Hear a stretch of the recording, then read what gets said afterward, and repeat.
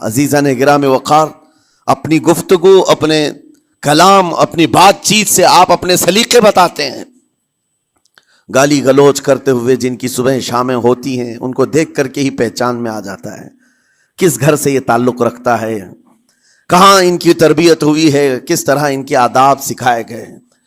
اسی لیے میرے عزیزو، بچوں کو آوارہ بھی نہ چھوڑ دینا کہ وہ اپنی زبان گلی کوچوں سے سیکھ کر کے جائیں.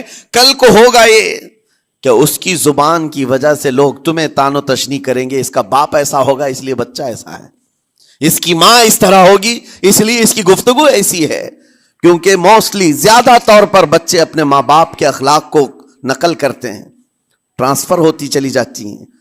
ایک بار حضور اکرم صلی اللہ تعالی علیہ وسلم مسجد نبوی سے باہر نکل کر جا رہے ہیں. توجہ میرے عزیز ہو، اخلاق کہاں دکھانے چاہیے اور ہماری بات چیت کے انداز ہمیں کہاں ہونا چاہیے میں آپ کو بتاؤں.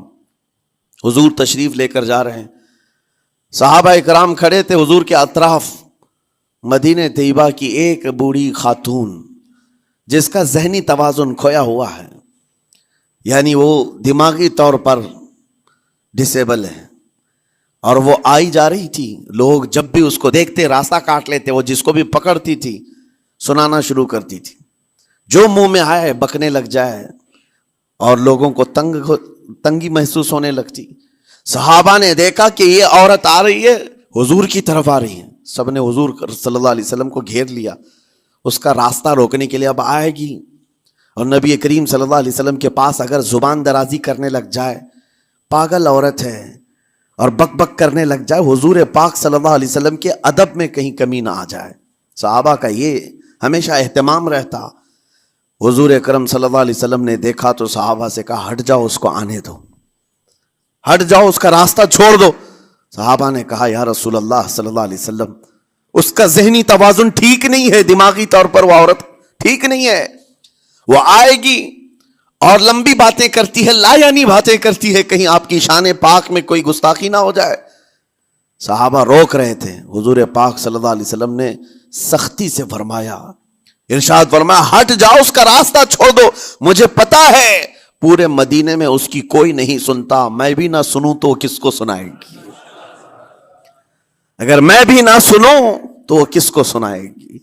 یہ میرے مصطفیٰ کریم صلی اللہ تعالی علیہ وسلم کے دربار عالی جاہ کی وہ بلند اخلاق کریمانہ کی ایک مثال ہے، جس کو خود میرے آقا نے فرمایا بعثت لأتمم مکارم الاخلاق. عزیزان گرامی وقار، لوگوں کے آج حالات ایسے ہیں کہ اچھے لوگوں کے ساتھ اخلاق الگ دکھائے جاتے ہیں، چھوٹے لوگوں کے ساتھ اخلاق الگ دکھائے جاتے ہیں. سٹیٹس کا آدمی ہو تو اس کے ساتھ ملنے کے طریقے الگ ہیں، اور غریب کوئی آ جائے، فقیر کوئی آ جائے تو اس سے ملنے کا انداز الگ ہو جائے. یہ نہ ہو، یہ ہم سب کے لیے نصیحت ہے. اسی ممبئی کی سرزمین پر میں آپ کو بتاؤں، ایک ماہم شریف میں بزرگ حاجی صاحب ہوا کرتے تھے، آج سے تقریباً 10-12 سال پہلے کی. وہ کئی لوگوں سے ایک سوال کرتے تھے پکڑ پکڑ کر کے کہ میرا ایک سوال ہے، آپ جواب دیں گے، میرا ایک سوال ہے. کئی علماء سے انہوں نے پوچھا، مجھ سے بھی انہوں نے، جب میں نیا تھا مصر سے پڑھ کر کے آیا تھا، میرے پاس آ کر کہا کافی سالوں سے میرے ذہن میں ایک سوال ہوتا ہے، میں آپ سے بھی پوچھنا چاہتا ہوں. کہا بتائیے کیا ہے؟ کہا میں حضور سرکار مجاہد ملت رحمت اللہ علیہ کا مرید ہوں.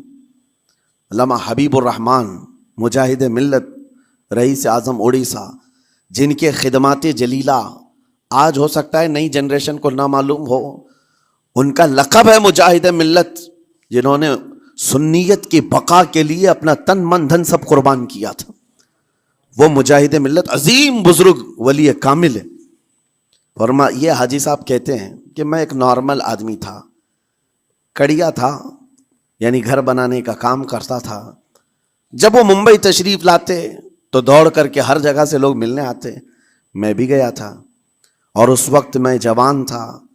حضور مجاہد ملت رحمت اللہ علیہ کی بات وہ بتا رہے ہیں کہ لوگ لائن لگا کر کے مصافحہ کر رہے تھے، مل رہے تھے.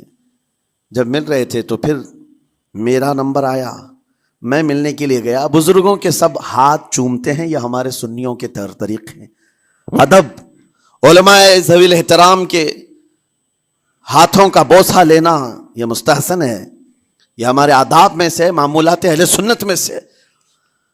تو جب سب لوگ ان کے دست بوسی کر رہے تھے، ہاتھ چوم رہے تھے، میں بھی قریب گیا، اور جب میرا نمبر آیا میں ہاتھ چومنے کے لیے گیا تو انہوں نے میرا ہاتھ لے کر خود ہی چوم لیا۔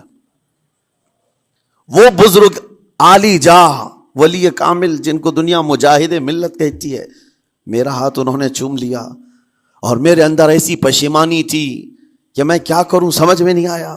میں ایک معمولی سا کڑیا، اور کہاں ان کا مقام کہاں میرا۔ تو اس کے بعد وہ اس بے چینی میں رہتے تھے کہ ایسا کیوں کیا، ایسا کیوں کیا، کیونکہ پوچھنے کا موقع ہی نہیں ملا۔ ایک بزرگ تھے، انہی کے خلیفہ تھے، حضور مجاہد ملت کے، انہوں نے اس کا جواب دیا۔ میرے عزیزو کیا بہترین جواب تھا۔ حضرت مجاہد ملت رحمۃ اللہ تعالی علیہ یہ چاہتے تھے کہ ہزاروں لوگ ہماری تعظیم کرتے ہیں تو کہیں ہمارے دماغ میں بادشاہت کا خیال نہ آئے، ہم غریب اور فقیر کا ہاتھ چوم کر اپنے نفس کی مخالفت بھی کرتے ہیں۔